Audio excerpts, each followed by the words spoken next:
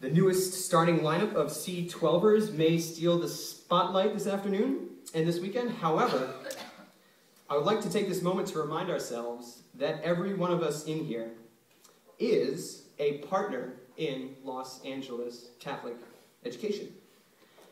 And how fitting, because if experience has taught me anything, it is that it takes a village to raise a child.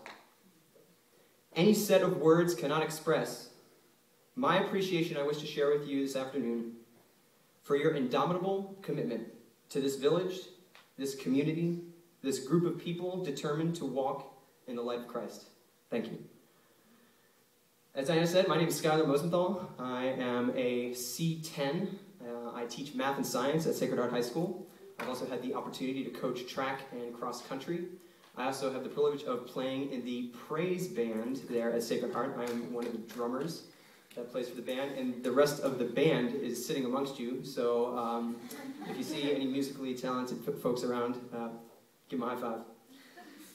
This afternoon, I intend to share a piece of the play story with you as we approach a new beginning and a brand new cohort to give testament of the place experience. To begin, I start with a story. In 1859, the great Blondin, the man who invented the high wire act, announced to the world that he intended to cross Niagara Falls on a tightrope. 5,000 people, including the Prince of Wales, gathered to watch. Halfway across, Blondin stopped. Suddenly, steadied himself, and did a backflip in the air. Landed squarely on the rope, and then continued safely to the other side. During that year, Blondin crossed the falls again and again. Once blindfolded, once carrying a stove, once in chains, and once on a bicycle. Just as he was about to begin yet another crossing, this time pushing a wheelbarrow, he turned to the crowd and shouted, "Who here believes that I can cross pushing a wheelbarrow?" Of course, every hand in the crowd went up. And Blondin pointed at one man, and he said, "Do you believe that I can do it?" "Yes, I believe you can," said the man. "Are you certain?" said Blondin. "Yes," said the man. "Absolutely certain?" "Yes, absolutely certain." "Thank you," said Blondin. "Then, sir, please get into the wheelbarrow." Now, if you're anything like me, this expression describes exactly how you would respond to that charge. For all you visual learners out there. This is so confusing. To be perfectly frank, I really think that Place Corps throws down just about the same gauntlet of a challenge. Without any exaggeration, I can say that these last 2 years have been the most challenging of my life. At times I have felt all self-confidence completely drained from my fiber as I attempt to recover from a lesson that went any which direction but smoothly. I have felt my sense of order and control over my life completely dissolved between the demands of teaching 3 preps, coaching 2 seasons, completing graduate work in classes, TPAs, C-sets, taking C-sets, again, and again, and again, driving for hours on the racetrack known as LA, and retreats, events, meetings, paperwork, all sponsored by the Place Corps. I have felt conflicted over obstacles presented by community living, and I have felt the biting loneliness that comes from living 3,000 plus miles from your family. Why would any lunatic ever get into that wheelbarrow? There is only one reason I know of. It is because we are all willing to take a great leap of faith. Something miraculous happens when you take a leap of faith.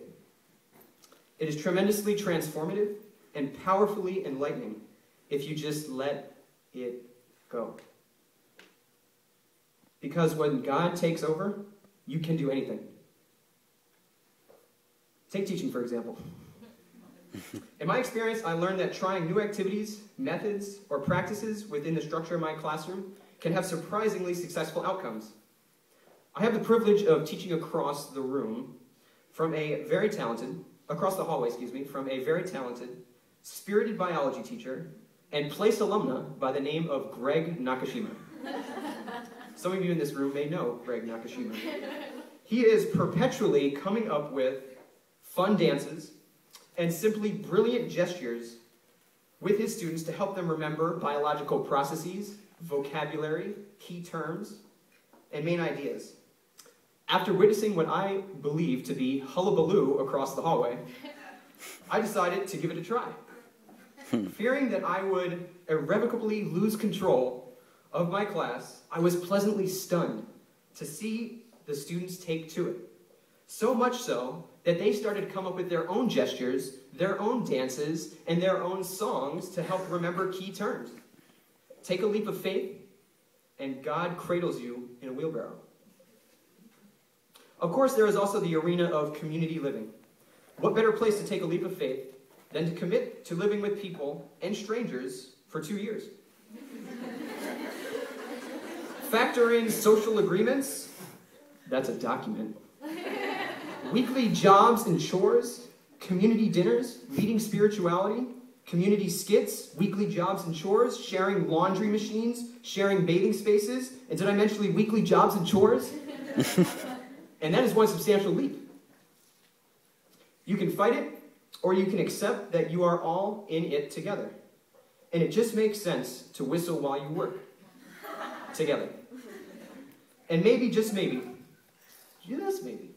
you let go of the frustration at your fellow community member who forgets to put down the toilet seat and see a person for the brilliant, beautiful, albeit stressed out, thoughtful human being that he or she is.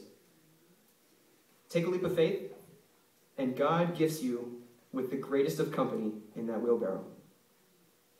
And at the center of this whole whirlwind, there is spirituality. There is no telling how Place Corps has had an exceptional impact on each one of us here today.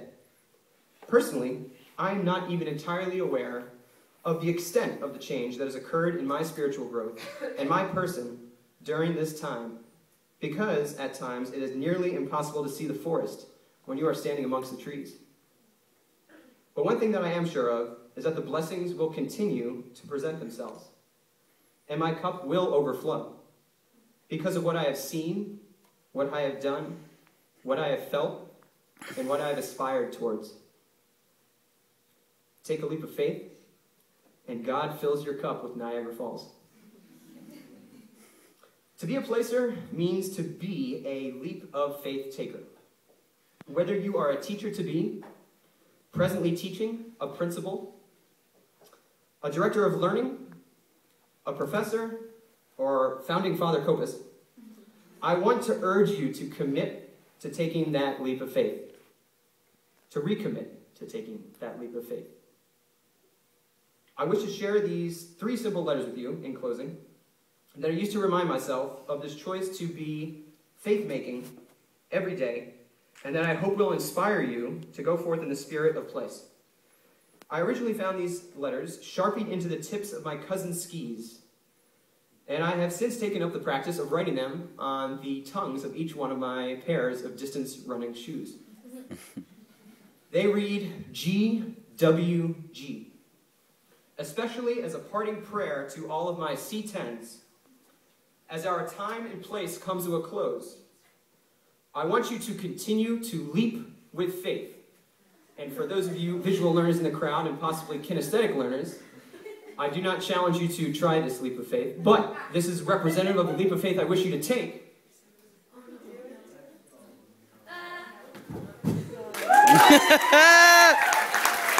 Take that leap of faith and go with God.